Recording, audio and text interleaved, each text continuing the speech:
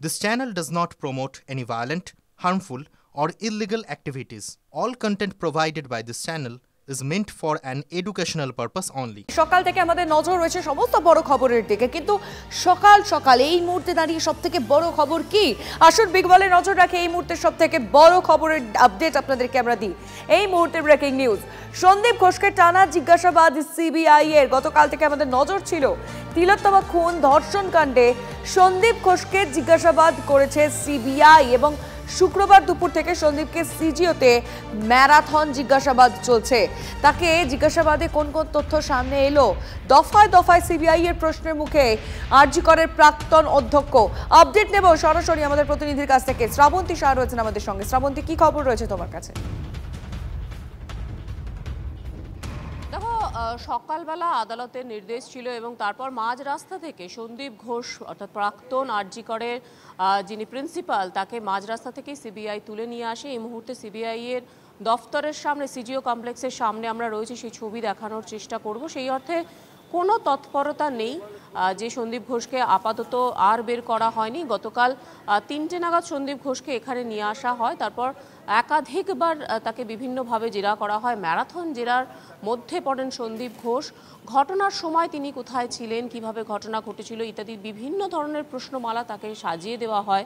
যেহেতু প্রধান বিচারপতি স্বয়ং সন্দীপ ঘোষকে বারবার প্রভাবশালী, ক্ষমতাশালী এই দুটি শব্দ তার জন্য প্রয়োগ করেছিলেন, খুব স্বাভাবিকভাবেই কোথা থেকে এই প্রভাব আসছে, আদতে কি সত্যি কারো হাত রয়েছে তার মাথায়, কি গোটা ঘটনার পরিকল্পনার কতটা তিনি জানান, এই সমস্ত বিষয়গুলির সামনেই সন্দীপ ঘোষকে বারবার প্রশ্নের মুখে পড়তে হয়েছে।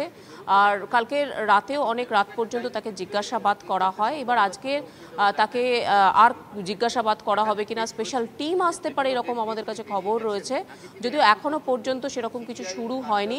যেটা মনে করা হচ্ছে যে জিজ্ঞাসা পর্ব কিন্তু আবারও চলতে পারে। বেশ নজর থাকবে শ্রাবন্তী, আপাতত ধন্যবাদ। আমরা শুনবো বিজেপি সাংসদ অভিজিৎ গাঙ্গুলি কি বলেছেন এই বিষয়ে।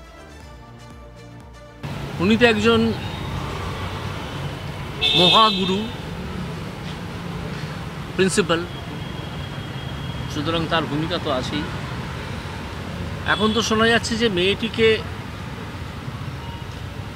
যে ঘরে হত্যা করা হয়েছিল এবং অত্যাচার করা হয়েছিল সেই ঘর থেকে সরিয়ে এনে তার পাশের ঘরে রাখা হয়েছিল এবং সন্দীপ ঘোষ এবং অন্যান্য মহাগুরুরা সেই মৃতদেহ রাখা হয়েছিল যে অবস্থায়, সেই ঘরে বসে তারা মিটিং ইত্যাদি করেছিলেন।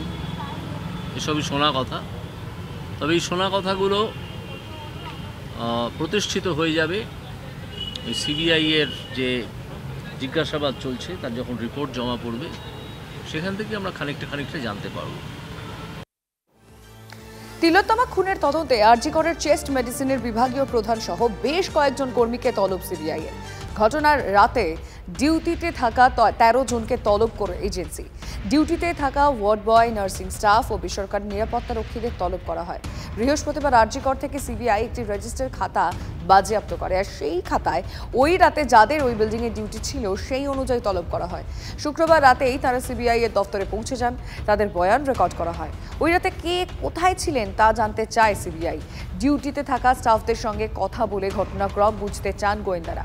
প্রাক্তন অধ্যক্ষ সন্দীপ ঘোষের জিজ্ঞাসাবাদে উঠে আসা তথ্যের সঙ্গে তাঁদের বয়ান মিলিয়ে দেখা হবে। সঞ্জয় রায় কখন ওই বিল্ডিংয়ে ঢুকেছে, কোন পথ দিয়ে ঢুকেছে সেটাও জানার চেষ্টা করছেন গোয়েন্দারা।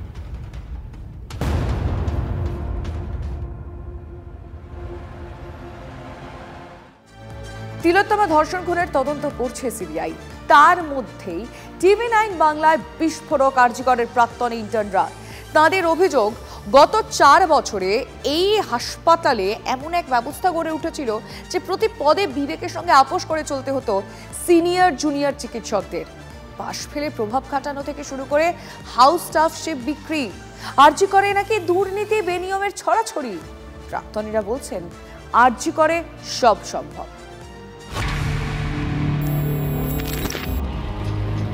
তিলোত্তমার উপর কেন নৃশংস অত্যাচার, কেন খুন, আচমকা নাকি সবটাই ষড়যন্ত্র?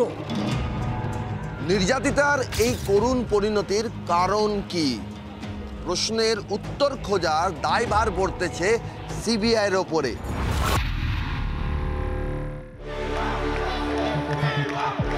তিলোত্তমার মৃত্যুর ঘটনায় সোশ্যাল মিডিয়ায় অনেক তথ্যই ঘোরাফেরা করছে। তার মধ্যে TV9 বাংলায় বিস্ফোরক আরজি করের ইন্টার্ন থেকে প্রাক্তনীরা। তাঁদের অভিযোগ, আরজি করের রন্ধ্রে রন্ধ্রে ছড়িয়ে দুর্নীতি, অনিয়ম, সন্ত্রাস, আতঙ্কের রোগ। ডাক্তারি পড়াশোনা সহজ নয়, মেধা না থাকলে চিকিৎসক হওয়া যায় না, কিন্তু আরজি করে কি অন্য নিয়ম? কথায় বলে না, পেটে বোম মারলেও বিদ্যা বেরোবে না। যারা হচ্ছে অ্যাডমিনিস্ট্রেশনের ক্লোজ ছাত্র, তারা বইয়ের পাতাও উল্টাতো না, এদিকে তারা অনার্স পেয়ে যেত। ডাক্তারিতে অনার্স পাওয়া মানে 75%-এর উপর। তাহলে মেধাবী পড়ুয়াদের জন্য আরজি করে কি ট্রিটমেন্ট চলতো? অত্যন্ত মেধাবী ছাত্র ইউনিয়ন করে না, তাদেরকে ফেল করানো হয়েছে। এক্স প্রিন্সিপালের সময় থেকেই কালচারটা যখন হয়েছে, আমরা বলতে পারি সেই সময় থেকেই হয়েছে। প্রশ্ন হলো, কার মদতে, কোন সাহসে সরকারি হাসপাতাল বেনিয়মের আখড়া হয়ে উঠল?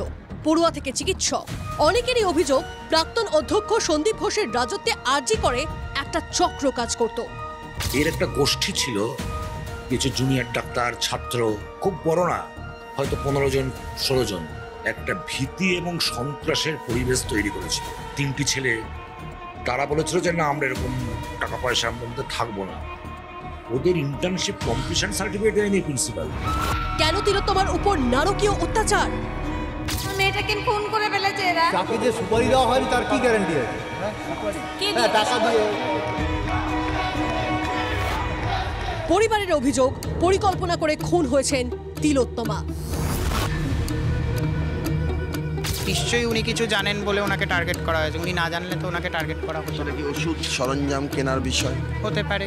হোয়াটসঅ্যাপে তো অনেক কিছুই ঘুরছে, সেই জন্যই ওনাকে, ওনার ভয়েসটাকে চাপা দেওয়ার জন্য ওনাকে মৃত্যুবরণ করতে হলো। আরজি কর মেডিকেল কলেজে যারা প্রাক্তনী, যারা ইন্টার্ন, যারা দীর্ঘদিন এই কলেজের সঙ্গে যুক্ত ছিলেন, তারা বলছেন এই কলেজে এমন একটা ব্যবস্থা গড়ে উঠেছিল যেই ব্যবস্থার রন্ধে রন্ধে আর্থিক লেনদেন ছিল।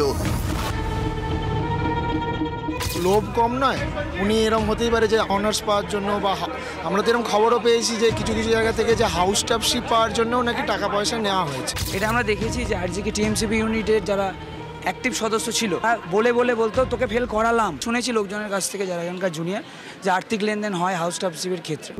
কাজগড়ায় প্রাক্তন অধ্যক্ষ সন্দীপ ঘোষ আর তার বিরুদ্ধে বিস্ফোরক অভিযোগ। প্রশ্ন হলো, কোন ক্ষমতা বলে আরজি করে সন্দীপের এই সাম্রাজ্য তৈরি?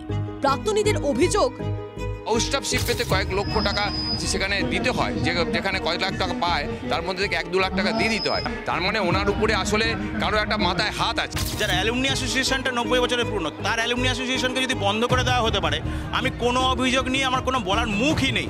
কারণ হচ্ছে যে এইখানে আমরা সিনিয়ররা যে জিনিসটা ফেস করেছি, তার মানে জুনিয়র যারা ছিল তারা কি ফেস করেছে সেটা অকল্পনীয় হতে পারে।